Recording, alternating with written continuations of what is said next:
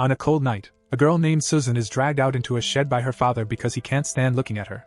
He wishes Susan had never been born and plans to leave her out here all night. However, a few minutes later, her brother Jinta comes out and tries to free her. He is shocked to discover that she's not there.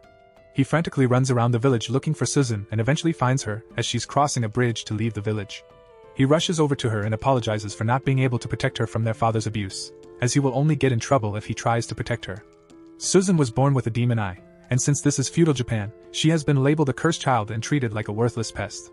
She knows there's no way she can live a normal life with an eye like this, so she tells Jinta to just go home without her.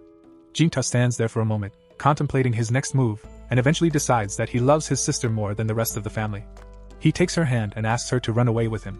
Together they flee their old home, but it's still raining, so it's starting to get really cold. They have nowhere to go for shelter, so Jinta takes Susan to the remains of an old building. The two huddles together to try to conserve body heat. Susan has already fallen asleep, and Jinta is about to pass out as well. But before he does, he notices a man approaching them, and he says something about taking them in. By the time Jinta wakes up, he finds himself being carried by the man, with Susan walking alongside him. The man is relieved to see that Jinta is finally awake, so he sets him down, and they continue walking until they get to the man's village. The village is mostly inhabited by blacksmiths who specialize in forging katana, so everyone is hard at work. The man leads Jinta and Susan to his house, and as soon as he opens the door, his daughter runs out to greet him. She's happy to see him but curious about the two kids standing behind him. The man tells her that Jinta and Susan will be living with them from now on. He asks his daughter if she's okay with that, and she seems thrilled by the idea, as that means she'll have friends to play with. She walks up to Jinta to introduce herself as Shirayuki and hopes all three of them can get along from now on. That night, Jinta is having trouble falling asleep, so Motoharu asks him if something is wrong. Motoharu is currently cleaning his sword, so Jinta asks him if he's a samurai, but Motoharu says he is actually a sentinel. His job is to keep important people and places safe. Later, Jinta and Susan join Shirayuki and Chitose by the river. On the way home, Jinta asks about Shirayuki's mother, Yokeis, who helped him and Susan stay in the village. Shirayuki explains that Yokeis is an Itsukihan, a fire god's maiden, and can only be seen by the village chief and her husband, Motoharu, her sentinel. The next day, Jinta trains with Motoharu, but as a novice in sword fighting, he's easily knocked to the ground without Motoharu breaking a sweat. Motoharu tells Jinta that he still has a long way to go, but if he keeps practicing, he will surely become a master someday. Years go by, and Jinta has become the new sentinel of the Shrine Maiden. He is attending a meeting between all the village officials and the Shrine Maiden. She is hidden behind a curtain so no one can see her directly, and as the meeting begins, she commends Jinta for his excellent demon-slaying abilities. He tells her he is just doing his job by keeping the village safe, and the most recent demon he encountered tried using a human form to sneak into the village. One of the officials starts getting nervous when Jinta says this, and the others ask if he has any idea why a demon would want to sneak into the village. One official suggests that the demon may be after the Shrine Maiden because legend has it that if a demon eats the liver of a Shrine Maiden, it will become immortal. However, it might also be after the sacred Yurai sword. It has been passed down by the Shrine Maidens for generations and is quite important, so it would make sense for the demons to be after it. One of the officials mentions that the Yurai sword was created by one of the best blacksmiths known to man, and it is said to have mystical powers imbued within it. If the demons are truly after the Yurai blade, it could spell trouble for the entire village, so the chief tells everyone to remain vigilant. But Kayomasa says there's nothing to worry about because both he and Jinta are in charge of guarding the Shrine Maiden. However, he personally thinks Jinta isn't qualified for the job. Jinta and Kayomasa are about to start arguing, but the chief and the Shrine Maiden tell them to quiet down. The meeting is now over, so everyone leaves the shrine except Jinta, because it's his job to guard the Shrine Maiden. Now that they are alone, the Shrine Maiden comes out of her room, and it turns out to be Shirayuki. Jinta asks her what she's doing because a Shrine Maiden shouldn't allow herself to be seen so carelessly, but she and Jinta have been best friends for ages, so she sees no need for formalities. She tells him that Susan is here too, but the shrine is supposed to be off limits to regular people, so she really shouldn't be here. Susan doesn't look like she's grown up at all in the past few years, and when Jinta and Shirayuki wake her up, she's elated to see her big brother again. Jinta has been so busy with demon slaying that he barely ever gets to see her.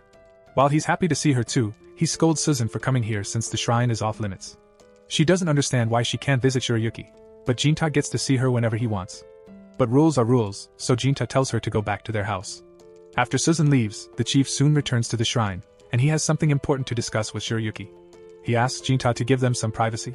Jinta initially refuses because it is his duty as Shirayuki's sentinel to be by her side at all times, but Shirayuki tells him he can take the day off. Jinta eventually relents and heads home for the day. Meanwhile, outside the village, two demons have set their sights on Susan because of her demon eye. That evening, Shiroyuki sneaks out of the shrine and meets up with Jinta because she has something important to tell him. When the chief came to speak with her earlier, he told her that she should focus on producing an heir to replace her in case she ends up being killed by the demons. It sounds morbid, but the chief is right, so Shiroyuki needs to get married soon. It was decided that she will marry Kayomasa, mostly because he is the son of the chief and will eventually become the new chief of the village. Jinta isn't sure how he should feel about the news, and Shiroyuki isn't happy about it either.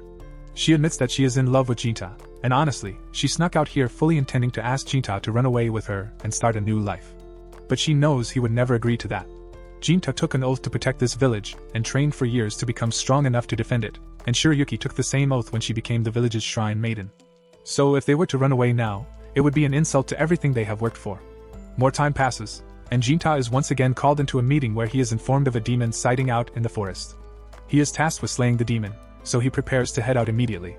However, before he leaves, Kayomasa stops him. He knows Jinta must have heard the news about Shiroyuki getting married to him, so he doesn't understand why Jinta is acting like he's not upset. Jinta tells him there's nothing to be upset about because the only things that matter to him are the safety of his shrine maiden and the village. The crazy thing about this is that Kayomasa isn't even trying to gloat about marrying Shiroyuki. He knows Jinta is in love with Shiroyuki and she is in love with Jinta, so it just feels messed up for him to marry her. But Jinta has already made his decision, so he leaves the village to complete his mission. Once he makes it out into the forest, Jinta is suddenly attacked by the bulky demon. Before the fight begins, he asks the demon if it's alone, because the report said there were 2 demons out here. The bulky demon explains that his partner had some business to attend to in the village. That doesn't sound good, but Jinta has to deal with this guy first before he can head back to deal with the second demon. He dashes forward, and with a heavy swing, he's able to sever one of the demon's arms, but the demon keeps attacking, so he's forced to back away. The demon picks up its severed hand and isn't even upset about losing it. He is just impressed that Jinta was skilled enough to cut it off. Meanwhile, in the village, Suzun is confronted by the demon and is absolutely terrified. The demon tells Suzun that there's no need to be so frightened because Suzun is a demon just like her, but Suzun refuses to believe it. The demon takes one look at Suzun and realizes that her love for Jinta must be keeping her from becoming a full demon, and she finds it quite oppressive because Jinta must have showered Suzun with constant love and affection to make her such a good person. Suzun loves Jinta with all her heart, so hearing the demon praise Jinta puts her at ease. Now that Suzun is no longer scared of her, the demon tries to convince Suzun to use her powers to help her. She even promises that she won't hurt Suzun in any way, and everyone knows demons can't lie, so she says Suzun can trust her. However, Suzun rejects her offer because there's a chance that the demons might hurt Jinta. The demon girl can't deny that, so she tries using a different method to convince Suzun and shows her a vision. The vision shows Shiroyuki undressing and getting ready to take back shots in the shrine. Seeing this makes Suzun sick, but because it wasn't Jinta giving them to her, she asks the demon if what she saw was real. The demon explains that her ability allows her to see into the future. She can also share visions of the future with others as well, which is what Suzun just saw. If Suzun still doesn't believe her, she's willing to take her to the shrine right now so she can see it in person. Meanwhile, Jinta is still fighting the bulky demon, but before the fight continues, he wants to know why demons attack humans in the first place. The demon explains that it is simply its purpose in life. Demons don't necessarily have to kill humans, but every demon has an intended purpose they must fulfill, and right now, the bulky demon's purpose is to stall Jinta. Bulk has the power of assimilation, so he can acquire the abilities of other demons by eating them, even allowing him to alter his body at will. Jinta can't afford to hesitate here, so he charges forward in an attempt to kill Bulk once and for all. However, he immediately gets his arm punched off, and when he tries to slash Bulk's neck, Bulk shatters it with his teeth. By all accounts, Jinta should be a dead man, but at the last second, he reaches back and grabs a piece of his shattered sword.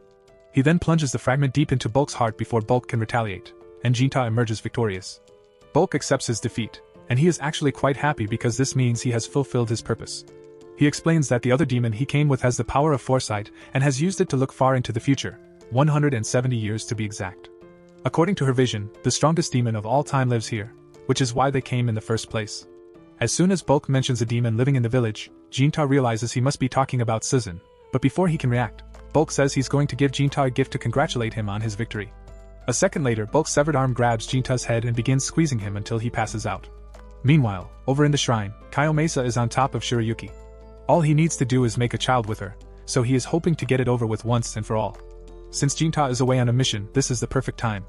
Otherwise, Kayomasa would have to sit outside and listen to the sound of Shiroyuki getting pile-driven, and Kayomasa feels bad enough about this already. However, before anything could happen, the demon girl tears through the curtains to show Suzun what's going on, and she's absolutely devastated. At the same time, Jinta wakes up in the forest, and for some reason, his missing arm has been restored. He doesn't have time to worry about that because Susan might be in trouble, so he starts running back to the village. Meanwhile, Susan is still trying to understand what she just witnessed. It was unbearable to see Jinta in love with Shirayuki, but Susan was willing to put up with it if Jinta got to be happy. She even stopped herself from growing up so she wouldn't get in the way of Jinta and Shirayuki's relationship. But now she finds out that Shirayuki is marrying a different guy. This was the final straw, so Susan snaps and becomes unhinged. She is so frustrated that Shirayuki would betray Jinta's love, and after a few suggestive words from the demon girl, Susan decides to kill her.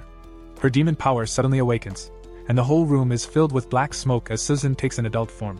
Kayomasa takes the legendary sword and tries to attack Susan, but the demon girl knocks him out before he can do anything.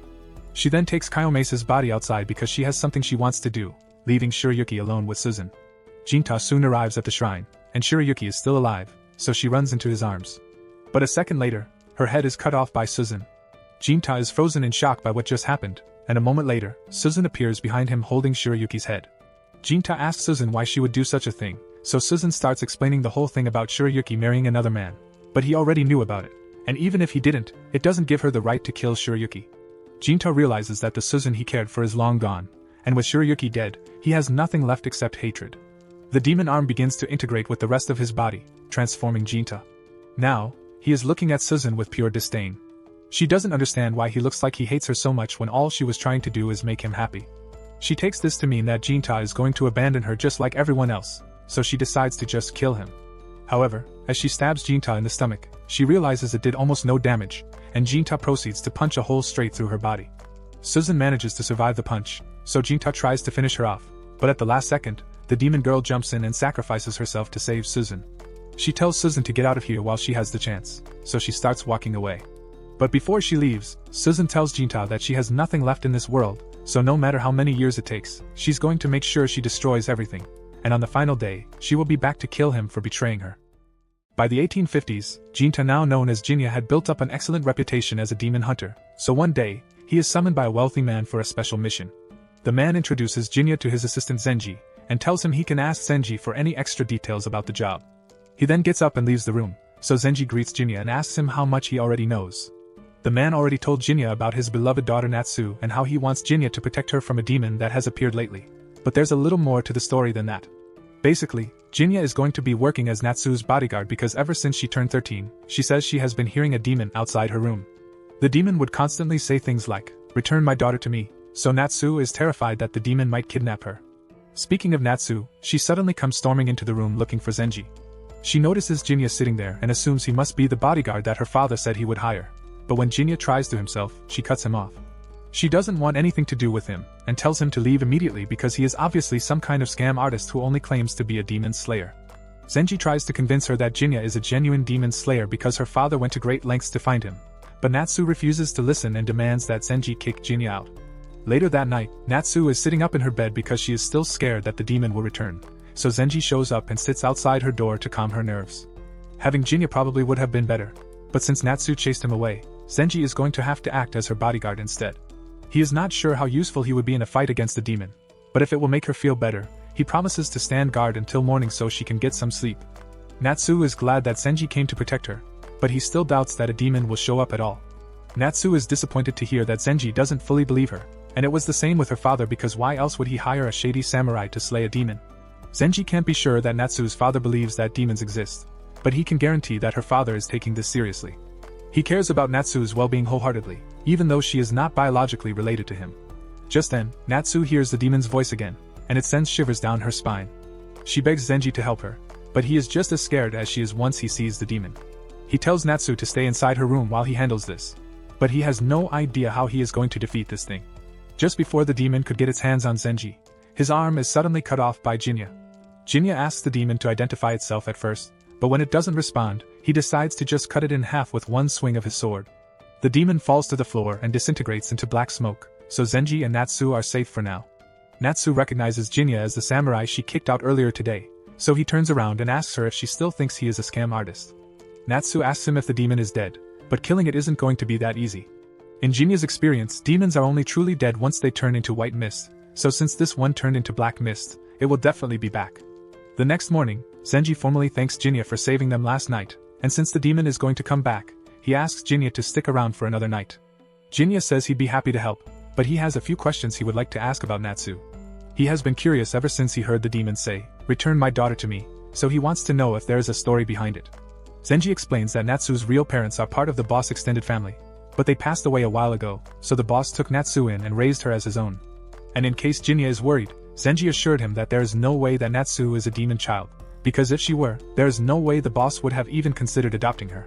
The boss' wife was killed by demons, and following that, his son ran away and hasn't been seen since. The boss blames the loss of his family on the demons, so he hates all demons with every fiber of his being. Later that evening, Natsu is having dinner with her father, and he asks her if everything has been going alright with her new bodyguard. At first, she was a little skeptical of Jinya, but after seeing him in action, she's sure that he's the real deal, although Natsu is curious why her father chose to hire Jinya specifically. He tells her that there have been rumors of demons prowling around Edo recently, but at the same time, there are also rumors of a man who can slay any demon with a single slash as long as he gets paid for it. Natsu's father has personally verified the rumors, so he knew there would be no better person to hire as Natsu's bodyguard. Natsu is glad to learn that her father was really taking her seriously when she told him about the demon, because his love is all she cares about. Natsu has been very happy ever since he adopted her, but at the same time, she's been constantly tormented by all the hateful gossip people spread about her. Later that night, Zenji and Jinya are sitting outside Natsu's room as planned, when all of a sudden, she comes out and asks Jinya to tell her his name because she didn't let him introduce himself before. Natsu's father seems to think highly of him, so she has decided that she is going to put her faith in him as well. Jinya can tell that Natsu is quite fond of her adoptive father, Juozu, but that's normal because he took her in and gave her a place to stay, so she is very grateful to him. While they are on the topic, Jinya asks her about a rumor he heard involving Juozu's lost son, but as soon as he brings that up, Natsu yells that she doesn't know anything about it. This is clearly a sensitive topic for her, so Jinya decides to let it go for now so he doesn't upset her. Natsu then asks Jinya if it is possible for a human and a demon to have a baby together, and Jinya answers yes, so Natsu starts thinking that she might really be the daughter of that demon that keeps attacking. But Jinya assures her that she is not related to that demon in any way. Natsu asks Jinya how he could possibly be so sure, so he explains that he has a bit of history with this demon, so he knows it can't be Natsu's mother. There are various ways that a demon can be born in this world. It can come from two demon parents, a demon and a human, or in rare cases, a demon can spawn from nothing. Demons like this come from the essence of strong emotions, especially negative ones, and when those negative feelings accumulate within people, they can sometimes take the form of a demon such as this one. Natsu starts freaking out after seeing the demon again, so Jinya casually walks up to it and starts asking it to state its name. The demon doesn't seem intelligent enough to understand what Jinya is saying. As it lunges at him, Jinya smacks it across the face and pins it to the ground. Zenji urges Jinya to hurry up and kill the demon already, but Jinya replies that if he does, it will just keep coming back. Natsu asks him why, so Jinya explains that it was her emotions that gave birth to this demon. The demon appeared in response to Natsu's belief that causing a fuss would make her father focus his attention on her. Natsu initially refuses to believe it, but everything Jinya is saying makes perfect sense. She wanted something to make her father treat her like a real daughter, and all of a sudden, a monster appeared to make that happen. Jinya tells her that the only way this demon will ever go away is if she regains control over her feelings. But Natsu doesn't know how she's supposed to do that. Jinya tells her that all she needs to do is come to terms with the way she feels and earnestly asked him to slay the demon. Natsu thinks for a moment and realizes all she ever wanted was to be loved by Juzo as his daughter, but she didn't think he cared about her that way. That's why she ended up believing that if she were attacked by a demon, that maybe he would start loving her more, and now those ugly emotions have manifested in front of her, so in a sense, that demon is her. However, Zenji tells her not to think like that. That demon may have been born from her feelings, but that's not what matters right now. Zenji knows that Juzo loves Natsu more than anything in the world, and Natsu loves him just as much, but neither of them is good at expressing it. She'll need to address her feelings more honestly from now on, but Zenji swears that he will be by her side to help her through it. This gives Natsu the confidence to finally let go of the doubt and self-loathing that spawned the demon, so she tells Jinya to kill it once and for all. And as soon as Jinya hears those words, he pulls out his sword and slashes the demon in half. This time, the demon's body fades into a white mist, so Jinya is certain that it isn't going to come back anymore. However, later on in the night after Natsu has gone back to bed, the demon's body begins to rematerialize. Jinya expected something like this to happen because if the demon was truly formed from only Natsu's negative emotions, then it would have ceased existing as soon as she made the decision to let go of them. That means the emotions of someone else were mixed into this demon, and as far as Jinya knows, there's only one other person in this region who had the potential to be a demon, and that was Juozu's dead wife. With Natsu's negative emotions gone, the demon is to keep its shape, but the daughter it keeps calling out for isn't Natsu, it's Suzun. That means Jinya is Juozu's missing son, and this demon is his and Suzun's mother. To be perfectly honest, Jinya has no clear memories of what his mother was like when she was still alive, But he is sad that things ended up this way, and all he can do now is put an end to his mother's suffering so she can finally move on. The next morning, Jinya is set to leave, so Zenji and Natsu come out to thank him again for all his help. Jinya tells them there's no need to thank him because he already got his reward, and besides, this is his way of making amends. Natsu doesn't understand what he means, so Jinya explains that getting older has allowed him to reflect on his actions in the past. While he believed he was doing the right thing by running away with Susan back then, he never stopped to consider how his actions would affect his father or the world for that matter. Natsu still doesn't understand what he's talking about, so Jinya just tells her to appreciate the kindness that her father shows her. He then starts walking away, and a few moments later, Juizu comes out. Zenji asks why Juizu didn't come out to thank Jinya as well, but he didn't see a reason to, because he knew from the moment that Jinya arrived that he would be able to get the job done. Zenji wonders why Juizu would have so much faith in a random demon slayer, but Juizu says it's perfectly normal for a parent to have faith in their child.